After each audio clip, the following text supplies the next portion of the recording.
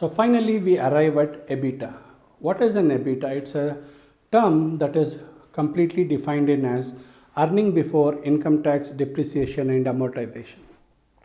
In a very layman language, it is the total revenues minus the expenditure.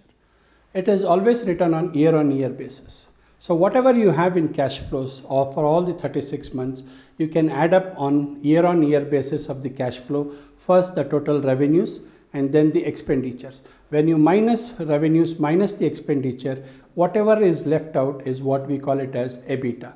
In some cases, it may also be called as profit before tax, because the tax factor has not yet come in here. So it is just on a layman language, yes, I have earned so much and I have spent so much. The difference is what gonna be the residue. EBITDA is always written down on an year basis.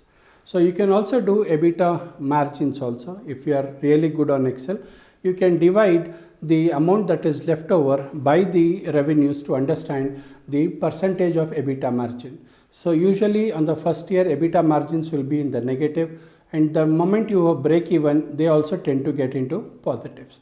So even if you have any doubts or confusions with it, it's very simple.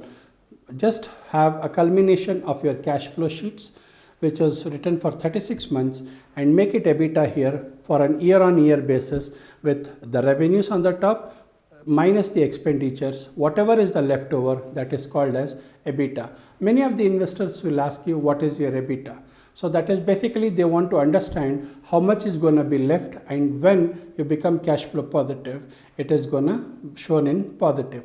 Now remember, when you talk about break-even analysis on the investment, EBITDA will also give you that clarity, because in case in fourth year, if your residue is much higher than the amount that you invested on day zero, that is what you can call it as break-even on investment or break-even on capex.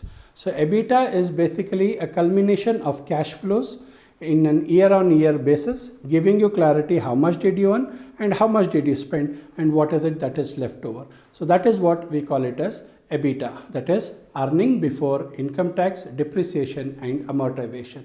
Do not get carried away with what amortization is or what depreciation is. These are certain things which will be better known to chartered accountants when they do the post-mortem jobs. But for you to build clarity or scalability or bringing in something new, EBITDA should only be limited to a thought process.